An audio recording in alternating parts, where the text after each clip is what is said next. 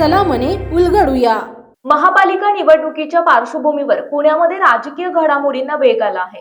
विशेष म्हणजे उपमुख्यमंत्री अजित पवार यांच्या राष्ट्रवादीत आणि राष्ट्रवादी काँग्रेस शरदचंद्र पवार पक्षात सध्या मोठ्या घडामोडी सुरू आहेत। काँग्रेसने कालच राष्ट्रवादी काँग्रेस पक्षासोबत युती करणार नाही असं जाहीर केलं। यानंतर काल रात्रीपासून राजकीय घडामोडींना वेग आलेला बघायला मिळाला। ज्येष्ठ नेते शरद पवार यांच्या राष्ट्रवादी काँग्रेस पक्षाचे नेते रोहित पवार आणि अमोल कोल्हे यांनी काल अजित पवार यांच्या राष्ट्रवादीच्या नेत्यांसोबत चर्चा केली। त्यानंतर रोहित पवार आणि अमोल कोल्हे यांनी अजित पवार यांची देखील भेट घेतली। रात्री उशिरा दोन्ही राष्ट्रवादी काँग्रेसच्या नेत्यांमध्ये पुण्यातील जागा वाटपाबाबत चर्चा झाल्याची माहिती मिळत आहे। यानंतर आता दोन्ही राष्ट्रवादींच्या बैठकीतील इनसाइड स्टोरी समोर आली आहे। दोन्ही राष्ट्रवादी काँग्रेसच्या बैठकीत अजित पवार यांनी शरद पवार यांच्या राष्ट्रवादीला मोठा प्रस्ताव दिल्याची माहिती आहे। दोन्ही राष्ट्रवादी एकाच्या चिन्हावर निवडणूक लढवतील अशी अजित पवार यांची भूमिका आहे।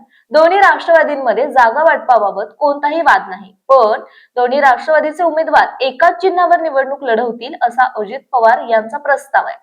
अजित पवार यांचा हा प्रस्ताव शरद पवारांच्या राष्ट्रवादीचे प्रदेशाध्यक्ष शशिकांत शिंदे यांना कळवला जाणार आहे।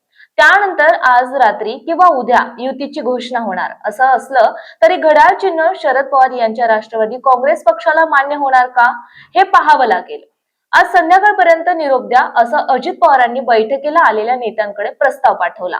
राष्ट्रवादी काँग्रेस शरदचंद्र पवार पक्षाचे नेते अंकुश काकडे यांनी अजित पवार यांच्या सोबतच्या बैठकीनंतर प्रतिक्रिया दिली। आज आम्ही चौघांनी अजित पवार यांची भेट घेतली आहे। आमची भूमिका त्यांना सांगितली, चर्चा झाली, पण निर्णयापर्यंत पोहोचलो नाही। आज सांगण्यासारखं काही नाही, अजून चर्चा करायची आहे ती होईल। काही प्रस्ताव दिले आहेत, चर्चा केली आहे, त्यांच्या वतीने बाकीचे कुणी नव्हते। आमच्यामध्ये अजून एक बैठक होईल, बाकीच्या लोकांसोबत चर्चा करून कळवतो असंही ते म्हणाले। आमची चर्चा महाविकास आघाडी सोबत देखील सुरू आहे।